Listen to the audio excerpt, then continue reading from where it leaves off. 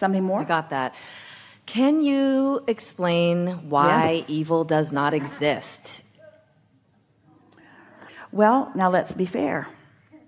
If there is the presence of goodness, then there has to be the absence of goodness. Right.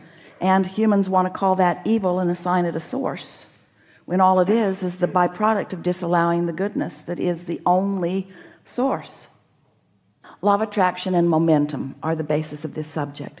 So when you focus upon something unwanted, there is a momentum to that thought, and if you keep thinking about it, then the momentum is stronger, and as others do, then the momentum is stronger, until there are rivers of thoughts that exist that are the spin-off of man's conscious mind. And so if the river is strong, and there are a lot of those rivers that are strong, there are just so many things that people think about that they don't want. And so when you focus there and get caught up in one of those, it feels like something is asserting itself to you, while nothing does assert itself. So the reason that we like to approach anyone who's beginning to understand vibration from a exercise of meditation is because when you quiet your mind and you stop resistance, we know what will then happen is that your vibration will raise to the frequency of who you are. The reason that we are so sure about this is because we know about this momentum of well-being. Because we have broader view, we can see the preponderance of well-being in relationship to the pinching off of it.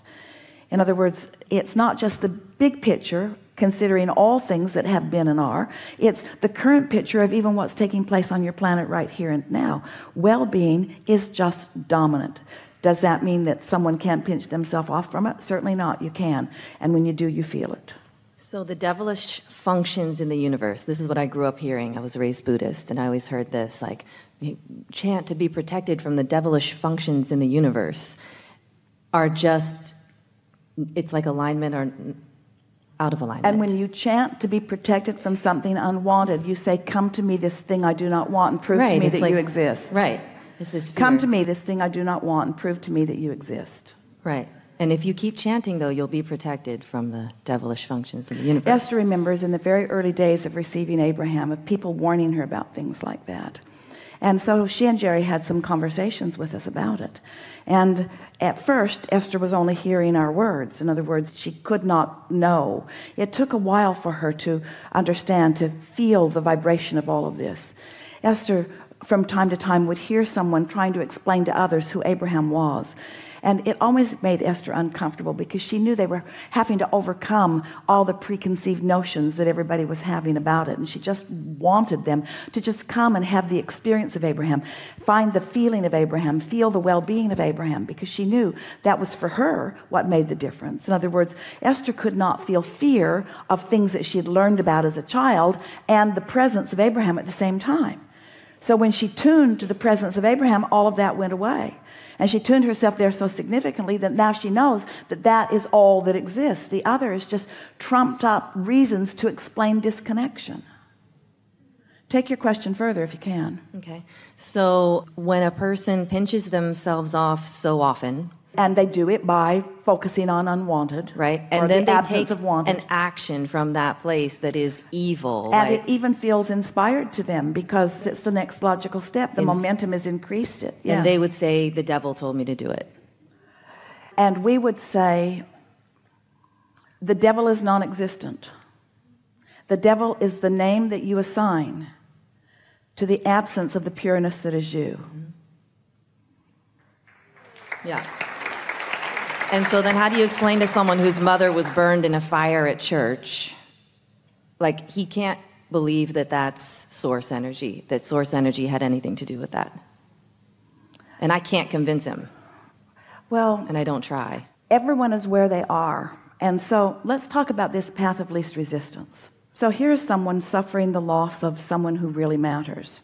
And it's really even more dreadful to him because it happened at church.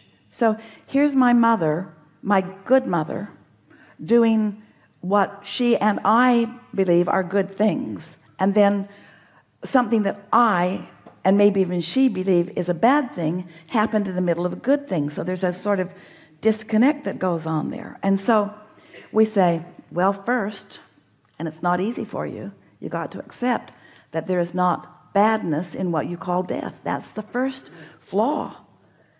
First, you got to accept that there is no death. That's really the first flaw, that you are eternal and that you never cease to be. And so this is a question that people have been grappling with personally for a very long time. Why do things that we consider to be bad happen to people who we consider to be good?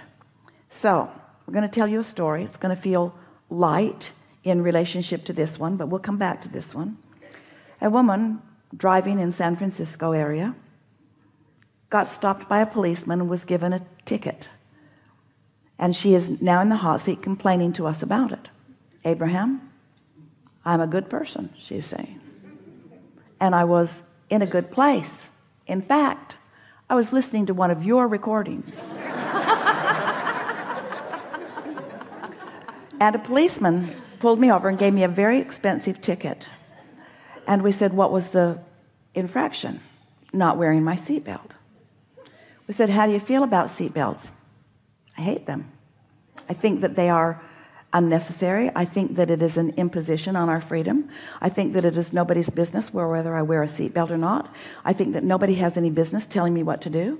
And so I don't wear my seatbelt. Sometimes I just pretend to wear it, but I don't believe that I should have to wear a seatbelt. And we said, so here's a policeman. Let's not call him bad or good. Let's call him doing his job, which means he's trolling for money.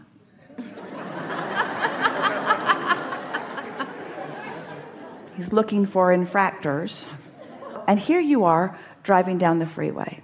Now, you say that you're in a place of pure positive energy because you're listening to a recording. But while you were listening to recording, you were emanating a signal that says, I don't wear my seatbelt, and I don't believe that anybody should tell me that I should have to. Because that's your belief and you're radiating it. It's in your vibration. No matter whatever else you're doing, it's in your vibration. So the policeman is driving away looking for exactly what you feel like. A lot of these guys are really intuitive. They know what infractors feel like. They've got their nose tuned to that defiant vibration. And so there you were, the most logical, strongest emanator of that anywhere. So something didn't go wrong, something went very right. That was law of attraction in action right there. That was you emanated a signal. And we didn't have a long enough conversation for us to really explain to her in a way that she could hear it, that you got to stop emanating that signal. So let's take the subject of path of least resistance. So if you have been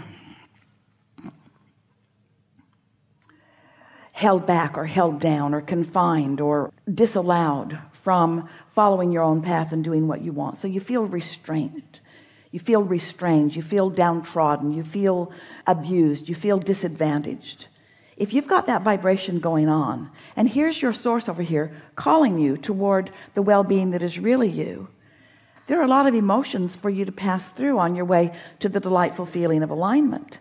As we talked about the emotional guidance scale, and we talked about appreciation and love there in the high-flying vibrations, and that feeling of defeat and that feeling of fear being the lower, more resistant vibrations. And so if you are feeling defeat, then anger or resentment or revenge is a step in the right direction, isn't it? And so your inner being is calling you toward the clarity and the fullness that is you.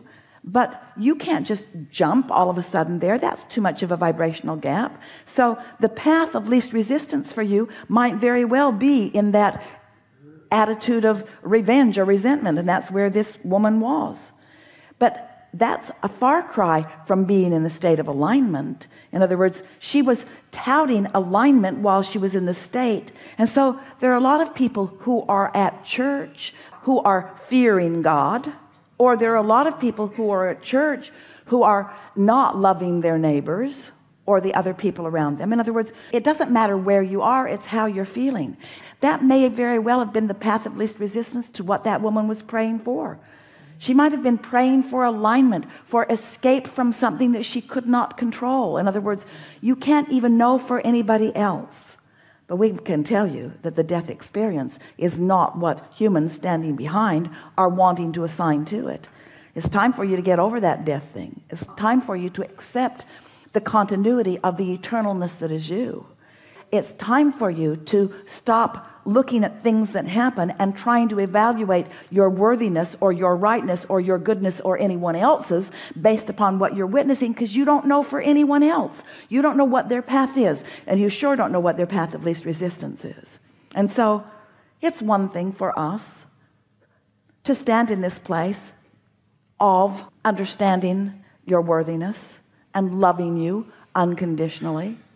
And it's another thing for you to be in a vibrational place where you can receive that knowing.